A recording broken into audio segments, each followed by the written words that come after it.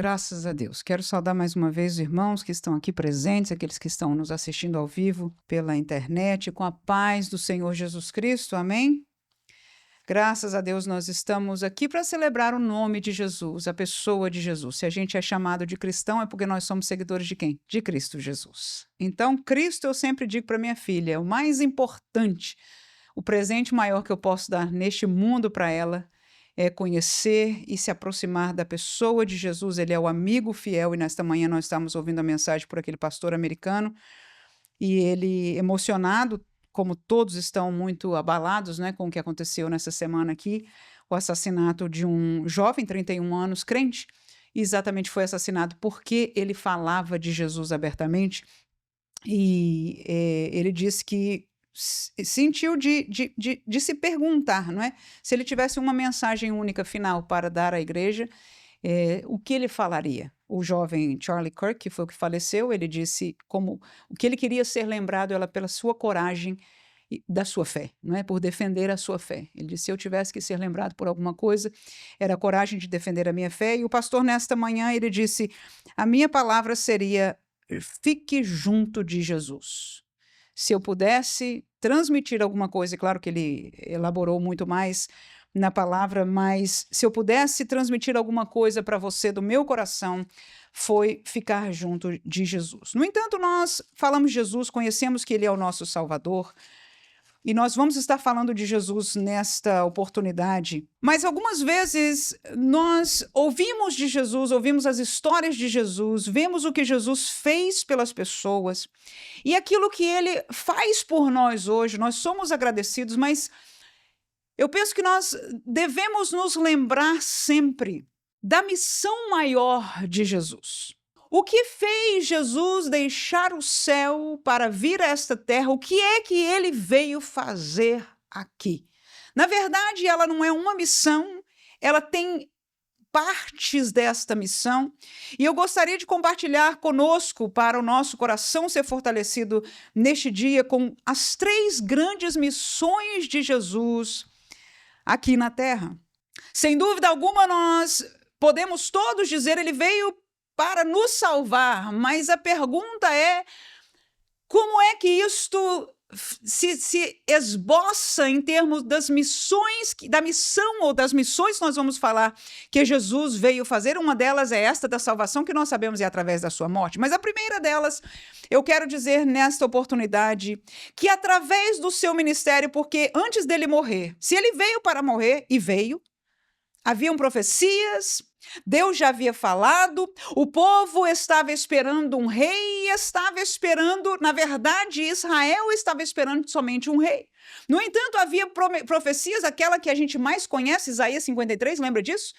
Que dizia daquele cordeiro que haveria de ser imolado. Mas antes dele morrer, ele teve que, o quê? Vir nascer, amém? E antes dele morrer, não só ele nasceu, ele cresceu como jovem adulto e 3 anos antes da sua morte, ele viveu aquilo que nós chamamos de o seu ministério. E eu encontro a primeira missão de Jesus no tempo do seu ministério. Ele não veio só para morrer, sim, ele veio para morrer, mas a primeira missão de Jesus, ele viveu-a durante o seu ministério. E eu chamaria esta missão de que ele anunciou o caminho da reconciliação. Por Jesus, a palavra de Deus nos diz que Deus estava interessado em reconciliar o homem com ele. O problema da humanidade aconteceu desde o Éden, quando, por causa do pecado, nós perdemos o que? A comunhão com Deus.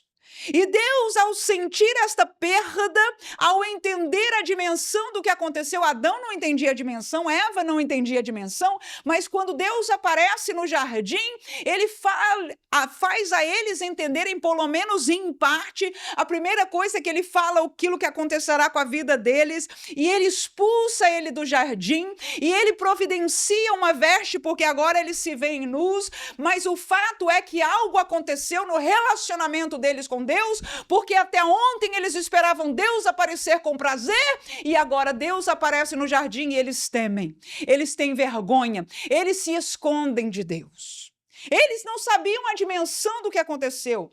Mas o que houve ali foi uma perda de comunhão espiritual, porque Isaías 59:2 diz que o pecado e a iniquidade do homem separam o homem de Deus. Esta separação, há uma impossibilidade. Era necessário Deus agir para que a reconciliação acontecesse, a amizade de Deus para com o homem, e Jesus veio com a primeira missão de ensinar este caminho. Os profetas falaram que este caminho haveria de acontecer, mas agora Jesus começou a caminhar pela Judéia, pela Samaria, pela Galiléia dos gentios, chamando o povo ao arrependimento. A palavra de Deus diz em Mateus capítulo 4 e versículo 23, diz: e percorria Jesus toda a Galiléia, ensinando, olha o que ele fazia, ensinando nas suas sinagogas, olha que mais, e pregando o evangelho do reino e curando todas as enfermidades e moléstias entre o povo. O que é que ele ensinava? O que é que ele pregava? Ele estava ensinando ao povo o caminho da reconciliação com Deus, aleluia. Quando ele olhou para Israel, ele viu, será que nós não enxergamos isso? Eram judeus, mas estavam distantes de Deus, praticavam a religião, mas Jesus quantas vezes olhou para eles e disse: vocês estão me adorando com os lábios, mas o vosso coração está longe de mim. Quantas vezes Jesus acusou-os de pecado a ponto que ele chamava a nação ao arrependimento, a voltar às primeiras obras, as obras que Deus Pai tinha dado para eles, fazendo eles entender no Antigo Testamento. Por que Jesus chamava ao arrependimento? Só precisa se arrepender quem está num caminho errado, e era o que a nação de Israel estava. Então a primeira grande missão de Jesus antes da cruz foi anunciar este caminho. E ele percorreu, ele não se cansou. Os discípulos diziam: Senhor, o Senhor não quer comer? Ele disse: não, eu vim aqui para cumprir esta obra. E ainda não era a cruz. Lembra quando chegou perto do tempo da cruz, ele começou a falar com os discípulos: está chegando a minha hora. Mas mesmo antes, em 3 anos, incansavelmente, ele percorria, ensinando, pregando e curando. Segundo aos Coríntios capítulo 5, 18 ao 20, diz: e tudo isto provém de Deus, que nos reconciliou consigo mesmo por Jesus Cristo e nos deu o ministério da reconciliação. Isto é, versículo 19, explica o que é o ministério da reconciliação. Deus estava em Cristo reconciliando consigo o mundo, não lhes imputando os seus pecados, e pôs em nós a palavra da reconciliação. Para minha filha entender o que é reconciliação, eu vou dar um exemplo prático para ela. Quando ela e o seu irmão se brigam, eles se separam. Eles não querem falar um com o outro, eles estão de mal um do outro. Eles estão inimigos um do outro. Todo pai, toda mãe, sempre que vê esta realidade, ele diz: não, vocês não podem permanecer inimigos, vocês precisam se reconciliar, voltar a ter amizade entre os dois, voltar a se abraçar, voltar a se comunicar, voltar a ter esta amizade e esta vivência entre os dois. A Bíblia diz que o pecado separou o homem de Deus. Minha filha, quando anda por este mundo, vê muitas pessoas que estão longe de Deus, que adoram a outros deuses. Nós caminhamos e vemos esta realidade. No entanto, Jesus veio em primeiro lugar no seu ministério anunciar um caminho, aleluia. Anunciar, como diz aqui, que provém de Deus, que reconciliou consigo mesmo o mundo por Jesus Cristo. Deus estava em Cristo reconciliando consigo o mundo. Escute, por favor, neste dia. O coração de Deus quer a reconciliação. Ele quer ter comunhão com as pessoas. Quando nós olhamos para alguém que está apartado de Deus, tem tudo na sua cara, na sua vida, longe de Deus, o coração deseja, porque ele enviou a Jesus para que o mundo pudesse ser reconciliado, e disse que deu a nós a palavra da reconciliação. Então, o que pregar? O que pregar, o que falar, o que chamar, venha de volta para Deus. Qual é o caminho? Nós conhecemos é Jesus. Mas enquanto Jesus estava aqui, aleluia, ele anunciou sem cessar por 3 anos, antes dele morrer, aleluia. Antes dele morrer, ele cumpriu a sua primeira missão. Ele chamou as pessoas à reconciliação com Deus. Ele chamou ao arrependimento. Ele anunciou o caminho. Ele disse o que estava de errado. Ele mostrou-lhes o coração. Ele disse que era necessário se arrepender, que era necessário crer. E ele fez isso mostrando sinais para que o coração do povo estivesse disposto, pronto, vendo que Deus estava neste assunto. Essa foi a primeira missão. A segunda grande missão de Jesus na terra, ele a cumpriu na sua morte. A partir da sua morte, ou por causa da sua morte, através da sua morte, ele pagou o preço desta reconciliação.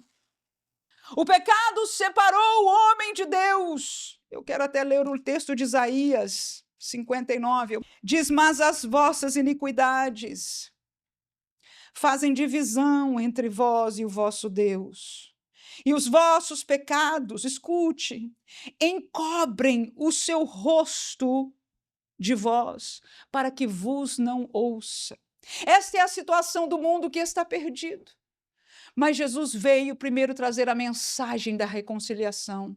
Mas foi por causa da sua morte que a reconciliação hoje é possível para todos nós. E nós que estamos aqui neste santuário, todos já ouvimos a mensagem. Nós ouvimos esta palavra dizendo glória a Deus, aleluia, porque nós já fomos alcançados por esta mensagem.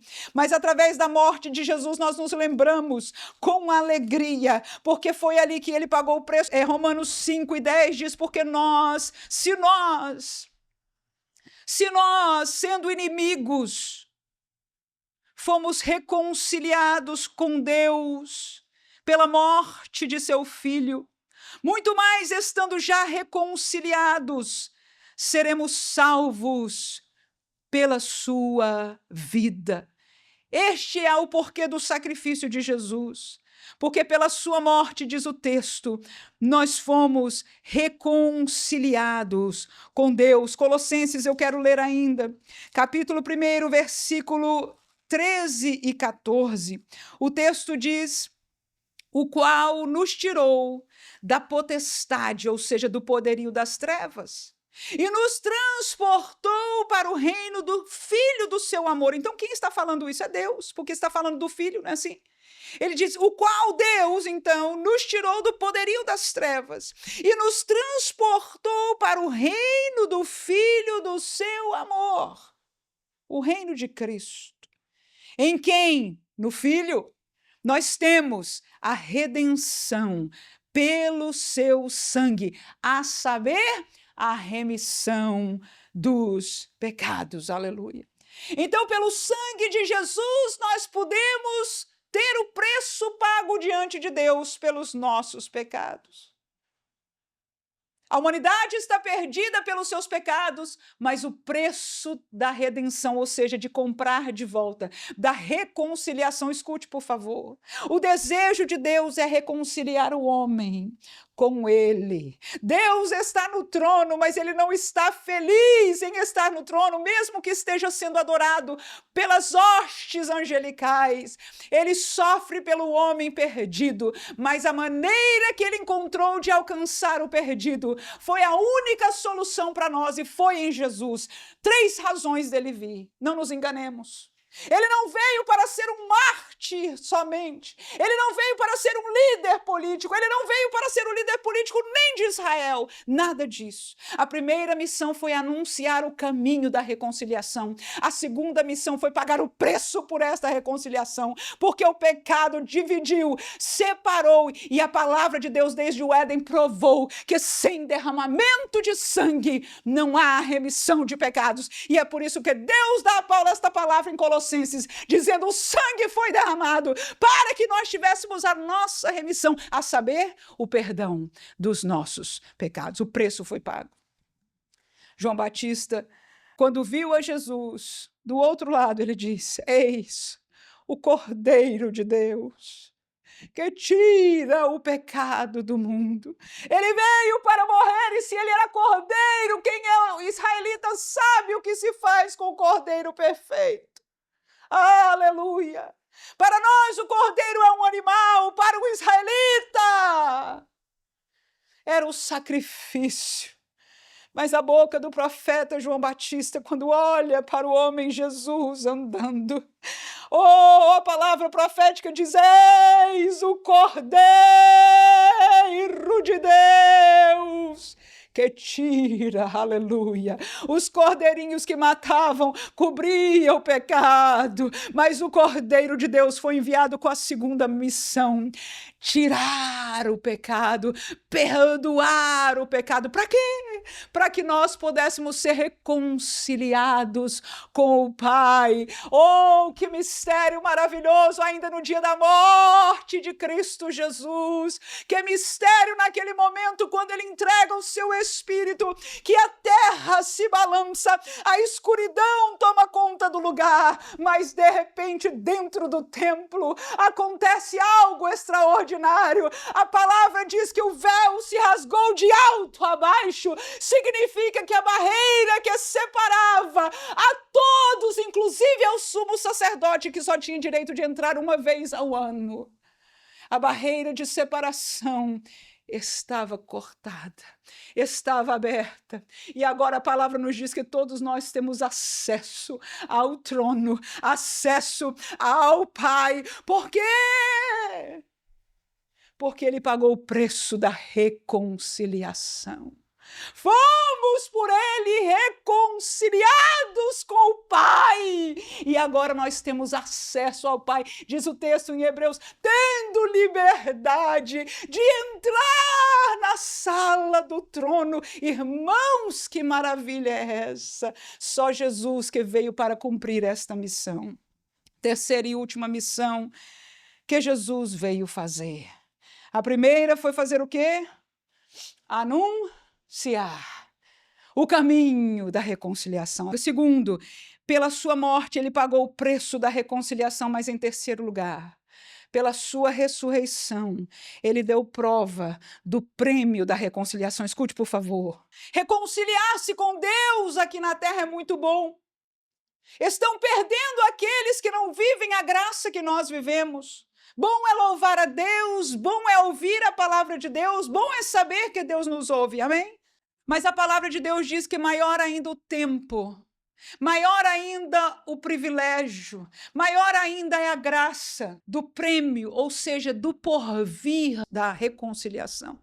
Não é só para esta vida, mas para a vida eterna. Eu vou ler alguns textos, e o primeiro deles é o clássico texto do apóstolo Paulo aos Coríntios, capítulo 15 da primeira carta aos Coríntios, versículo 19 e versículo 20. Interessantíssimo este texto. Primeiro chega a nos provocar. O versículo 19 diz: se esperamos em Cristo só nesta vida, olha as palavras que Paulo usa. Se nós esperamos em Cristo só nessa vida, somos os mais miseráveis de todos os homens. E eu acabei de dizer o contrário. Eu digo, se nós somos crentes, se nós estamos reconciliados, nós já estamos na frente, nós estamos felizes, nós somos abençoados. Mas Paulo faz uma causa aqui um pouco diferenciada. Ele diz, se nós esperamos em Cristo só nesta vida aqui, ele diz, nós somos os mais miseráveis de todos os homens. Versículo 20, ele diz, mas agora Cristo ressuscitou dos mortos e foi feito as primícias dos que dormem. Ser primícia, para quem entende não só o vocabulário judaico, mas daqueles que plantam e colhem, entendem que a primícia é a primeira colheita. É a colheita mais esperada, porque afinal de contas só eles sabem o trabalho e a espera e até algumas vezes de fé, porque dependendo do clima e da temperatura e do que for, pode ser que não vingue, pode ser que os frutos não venham. As primícias é um tempo de alegria. Por quê? Porque a colheita é grande. Se as primícias chegaram, a colheita vai ser grande, aleluia. E a palavra de Deus aqui diz por Paulo, mas agora Cristo ressuscitou dos mortos e ele foi feito, ou seja, ele é a primícia, ele é a primeira colheita, assegurando aos demais que vai haver uma colheita frutífera. Aleluia! Ele foi o primeiro e nós seremos os demais, ressuscitados. Se dormirmos em Cristo, ressuscitaremos. Mas e a história dos miseráveis dos homens? Ou seja, a primeira coisa aqui que eu vejo como prova ou do prêmio, ele deu prova do prêmio da reconciliação, que é ser ressuscitado também. Ele ressuscitou e nós vamos ressuscitar também. Mas que conversa é essa, Paulo, de que nós somos os mais miseráveis de todos os homens se nós esperarmos aqui somente em Cristo? No 32 ele fala algo que nos faz entender isso. Ele disse: como homem combati em Éfeso contra as bestas. Isso é Paulo dizendo que ele viveu essa realidade. Que me aproveita isso se os mortos não ressuscitam? Comamos e bebamos e amanhã morreremos. O que ele diz com isso? Se nós não acreditamos na ressurreição, e Charlie Kirk era alguém que falava abertamente uma das coisas mais óbvias e mais poderosas da história da humanidade, aliás, a mais, foi a ressurreição de Cristo. Ele andava nas universidades ímpias, seculares, inimigas de Cristo, dando testemunho da ressurreição de Cristo. Hoje não um testemunho visual, porque ele, como os apóstolos, não pôde ver o Cristo ressuscitado ainda. Hoje ele já viu, porque ele já está com o Senhor. No entanto, ele dava testemunho pela lógica, pelos testemunhos daqueles que deixaram o seu testemunho aqui. E ele disse, aqui o texto bíblico: se os mortos não ressuscitam, então comamos, bebamos e amanhã morreremos. O que isso quer dizer? Se a gente não tem confiança nem esperança na ressurreição, é melhor viver a vida e aproveitar o que a vida tem para dar. Vamos comer, vamos beber, vamos nos alegrar. Não é isso que o mundo faz? Então, se nós não aproveitamos o mundo, enquanto estamos no mundo, nós somos os piores, os mais miseráveis dos homens. Porque viver num mundo que eu posso estar, ao invés de numa igreja, louvando a Jesus, eu fazendo exercício para ficar mais bonitona, né?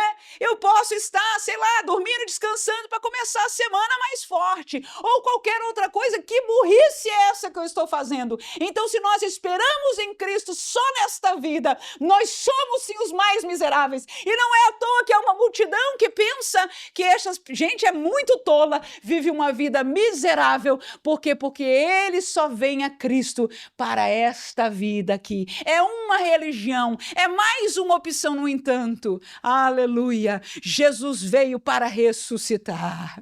Ele veio para ser a prova da nossa esperança. Ele veio para ser a prova de que esta reconciliação vale não só por um pouco de tempo. A maior esperança do crente não é aqui nesta terra. Tudo aqui passa. Se alguém não tem esta esperança, então este é o mais miserável, mesmo que conheça o nome de Cristo, que fale do nome de Cristo, mas se está vivendo, e há movimentos no meio do cristianismo que estão levando os crentes a viverem pensando neste mundo, quando Cristo veio para 3 missões. Para, em primeiro lugar, anunciar o caminho da reconciliação. Em segundo lugar, ele pagar o preço da reconciliação. E, em terceiro lugar, ele dar a prova do final, do prêmio da reconciliação. 1 João capítulo 1 e versículo 2, o texto diz: porque a vida foi manifestada. Quem é a vida? É Jesus. E nós a vimos. João viu, eu não vi, mas ele viu. Ele está falando aqui num tempo que havia, eles viram. E ele diz: eu vi. Nós a vimos e testificamos dela. E vos anunciamos a vida eterna. Esta vida eterna estava com o Pai e nos foi manifestada. Então, a vida que Jesus pregava, quando ele falava: eu sou o caminho, a verdade e a vida, o João está aqui explicando. Esta vida é a vida eterna. A vida eterna estava na mão do Pai, e ele enviou, ele nos fez manifestar. No mesmo texto de João, mesmo livro, capítulo 5 e versículo 11, ele dizia: o testemunho é este, que Deus nos deu a vida eterna, e esta vida está em seu Filho. A nossa esperança não é esta vida, não é nesta vida, mas é o quê? na vida eterna. E eu vou fechar esta palavra com um texto muito conhecido de Jesus no capítulo 14. Lembra-se que Jesus, no capítulo 14 de João, versículo 6, ele falou uma coisa que todos nós conhecemos de cor. Ele disse: eu sou o caminho e a verdade e a vida. E muitos pregadores fazem mensagens completas neste texto, de que ele é o caminho, ele é a verdade e a vida, mas eu me pergunto, será que algum de nós conhece ou se lembra do contexto desta palavra? Ou seja, de que Jesus estava falando quando ele termina, e você vai ver que ele está terminando esse seu pensamento nesta palavra. O começo do capítulo 14, ele, nestes últimos capítulos ali, depois de que ele lavou os pés dos seus discípulos, ele começa a conversa da despedida, eu chamaria algo assim. João capítulo 13, 14, 15, 16, fechando com o 17, que é quando ele ora pelos seus discípulos. Então, do 13, que ele lava os pés, até o 17, é uma conversa só que acontece no mesmo lugar. E nesta conversa, no capítulo 14, ele diz para eles: não se turbe o vosso coração, ou seja, não fiquem preocupados. Credes em Deus? Crede também em mim. Na casa de meu pai. Aonde fica a casa do pai? Há muitas moradas. Se não fosse assim, eu vos teria dito: vou preparar-vos lugar. E se eu for e vos preparar lugar, eu virei outra vez. O que Jesus vem fazer aqui outra vez? Ele disse: eu vos levarei para mim mesmo, para que aonde eu estiver, e aonde ele vai estar, irmãos, por favor, estejais vós também. Aí ele vira para estes discípulos e diz: mesmo vós sabeis para onde vou e conheceis o caminho. Pronto, agora alcançou algo aí difícil. Ele vira para eles e mesmo vocês sabem para onde eu vou e saber o caminho. Eu posso imaginar aqui, se fosse eu neste meio dos discípulos, eu ia dizer: olha, Jesus, o senhor falou que vai para o Pai, então eu posso imaginar que o senhor está indo para lá. Eu não sei como, porque eles não estavam nem pensando na morte de Jesus. Mas se o senhor vai para o Pai, tem que ser onde o Pai está, né? Mas conhecer o caminho, você pode imaginar isso? O que eles podiam responder? Mas Tomé se precipitou, foi o primeiro que falou, e está escrito na Bíblia o que ele falou, e disse: Senhor, nós não sabemos para onde vais, e como podemos saber o caminho? Disse-lhe Jesus: eu sou o caminho e a verdade e a vida. Ninguém vem ao Pai. Aleluia, senão por mim. Será que nós entendemos? Jesus disse: não se turbe, não se preocupem mais, não vivam desesperados nem com medo, porque se vocês creem em Deus, eu estou dizendo para vocês, na casa do meu Pai tem muita morada, e eu vou preparar lugar, e vou voltar para levar vocês para lá. E aí, quando veio a história do caminho, se perguntou, ele disse: eu sou o caminho. Agora diga para mim, por favor, que tá fácil agora. Ele é o caminho para onde? Para quê? Diga, por favor. Para a vida eterna, para o céu. Aleluia! Ele não é um caminho organizacional na terra. Ele é o caminho para o céu. Ele é a verdade do quê, irmão? Verdade para quê? Que verdade é que ele veio pregar? Que verdade é essa? Está relacionada com morar no Pai. Ele é a verdade que leva ao Pai. Ele é aquele que ensinou o único caminho ao Pai. Ele é a verdade de Deus para chegar ao Pai. E ele é a vida, nós já aprendemos de João, a vida eterna que o Pai prometeu. Que Deus ricamente abençoe a cada um de nós, que nós possamos nos lembrar das missões, da missão de Jesus, que tem tudo a ver com a nossa reconciliação, e agradecer por sermos reconciliados. E como disse Paulo, ele pôs em nós a palavra da reconciliação. Então, o que pregar? Nós não precisamos de doutorado em nada. É chamar: venha se reconciliar com Deus. Que Deus abençoe em nome de Jesus. Amém.